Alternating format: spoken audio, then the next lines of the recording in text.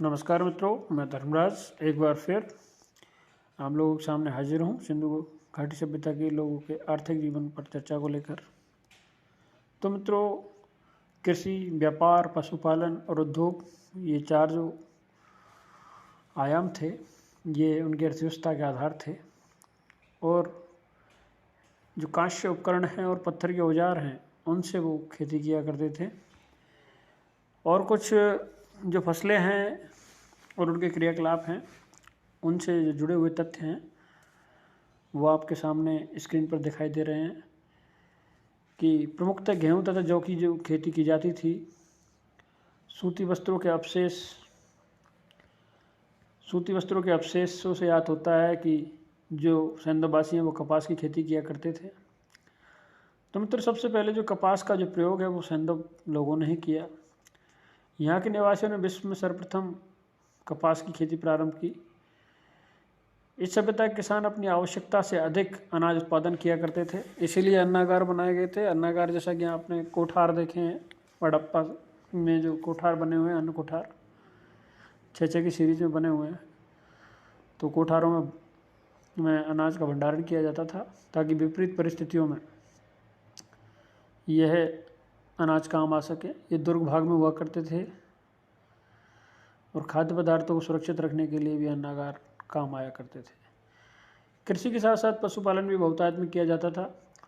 बैल, भैंस, भेड़, बकरी, सूअर, कुत्ते, कुबड़दार बैल, खरगोश, हिरण आदि पशुओं को पाला जाता था, जिसमें से कुछ कृषि कार्य में उपयोग में आते थे और कुछ मांस इत्यादि के लिए भी काम में आते थे। जैसा कि हम जानते हैं कि उनके सामाजिक जीवन में हम पढ़ चुके हैं कि वो शाकाहारी और मांसाहारी दोनों प्रकार के थे। कुबड़दार जो बैल है, उसका मोहरों पे जो अंकन मिलता है वो बहुतायत में मिलता है। बैल और भैंसे का उपयोग बैलगाड़ी और भैंसा गाड़ी में यातायात के लिए किया जाता होगा। इसी के माध्यम से एक जगह से दूसरी जगह इस सभ्यता के लोग जाया करते होंगे। सैंधव निवासी घोड़े से परिचित थे। इसके साक्ष्य सुरकोटड़ा, लोथल और रंगपुर से प्राप्त हुए हैं, लेकिन पूर्णतः घोड़े पर असमंजस बना हुआ है। लेकिन फिर भी सुरकोटड़ा से उसकी हड्डियों का मिलना और मृण मूर्तियों का मिलना रंगपुर से, तो कहीं ना कहीं घोड़े से तारतम्य इस सभ्यता का दिखाई देता है। तो आपसे अगर क्वेश्चन पूछा जाए कि अस्थियां मिली हैं, तो सुरकोटड़ा से, और लोथल और रंगपुर से ये जो मृण मूर्तियाँ मिली हुई हैं, ये दोनों स्थल गुजरात में हैं। सुरकोटड़ा, लोथल और रंगपुर गुजरात में हैं। कृषि और पशुपालन के अलावा उद्योग एवं व्यापार भी अर्थव्यवस्था के प्रमुख आधार थे, जिनमें वस्त्र निर्माण इस काल का प्रमुख उद्योग था। जैसा कि हमें मोहनजोदड़ो से सूती वस्त्र का कपड़ा भी मिला है।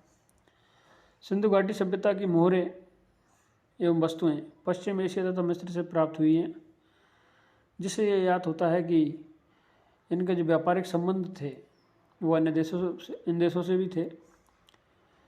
और मेलुआ जो शब्द है वो आप पढ़ोगे तो मेलुआ शब्द का प्रयोग सिंधु वासियों के लिए या सिंधु घाटी सभ्यता के लोगों के लिए, ये पश्चिम एशिया के लोग या सुमेरियन सभ्यता के लोग किया करते थे।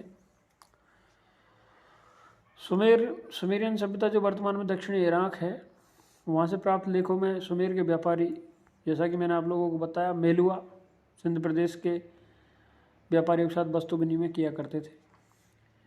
हड़प्पा सभ्यता वस्तु विनिमय मतलब मुद्रा से विनिमय नहीं हुआ करता था। वस्तु विनिमय का मतलब है कि ये सामान दो, वो सामान लो, आपके अनाज दो और अनाज के बदले में फल लो, कहने का मतलब ये है। तो वस्तु विनिमय की जो प्रणाली है वो इस समय काम आती थी। हड़प्पा सभ्यता के लोग मोहरों धातु के सिक्कों का प्रयोग नहीं किया करते थे। मतलब धातु की न तो मोहरें थी और न धातु के सिक्कों का प्रयोग करते थे। सारे आदान प्रदान वस्तु विनिमय पर बार्टर प्रणाली द्वारा ही संभव होते थे। वस्तु के बदले में वस्तु का दिया जाना। वस्तु विनिमय बांटों द्वारा नियंत्रित होता था। अब यह बांट सामान्यतः चर्ट जो पत्थर होता है उससे बनाए जाते थे। यह किसी भी निशान रहित घनाकार आकार के होते थे, मतलब निशान नहीं हुआ करता था। धातु से बने तराजू के पल्ले भी मिले हैं। तो इस प्रकार से व्यापार वाणिज्य के जो साक्ष्य हैं वो भी मिले हैं। लोथल जो है कि डॉकयार्ड जहाँ पर बना हुआ है, हड़प्पा कालीन बंदरगाह नगर था और यहीं से चावल की खेती के प्रमाण मिले हैं। तो इस प्रकार से जो बातें हैं अर्थव्यवस्था से संबंधित या आर्थिक जीवन से संबंधित मैंने आप लोगों को बताई।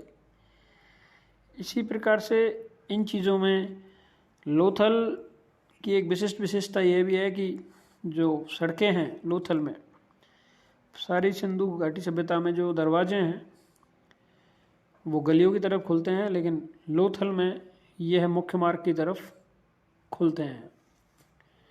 इसलिए लोथल अन्य मायनों में अलग है। तो मित्रों, ये कपास की खेती, गेहूं जौ की खेती, सूती वस्त्रों के अवशेष, ये भैंसा गाड़ी, बैलगाड़ी, ये आर्थिक जीवन से जुड़े हुए इनके पहलू थे। मेलुहा जो शब्द है वो सुमेरियन सभ्यता में, सिंधु घाटी सभ्यता के लिए प्रयोग में लाया जाता था। तो इस प्रकार से ये सिंधु घाटी सभ्यता का आर्थिक जीवन के कुछ तथ्य थे जो मैंने आप लोगों को बताए। धन्यवाद, बने रहिए मेरे साथ।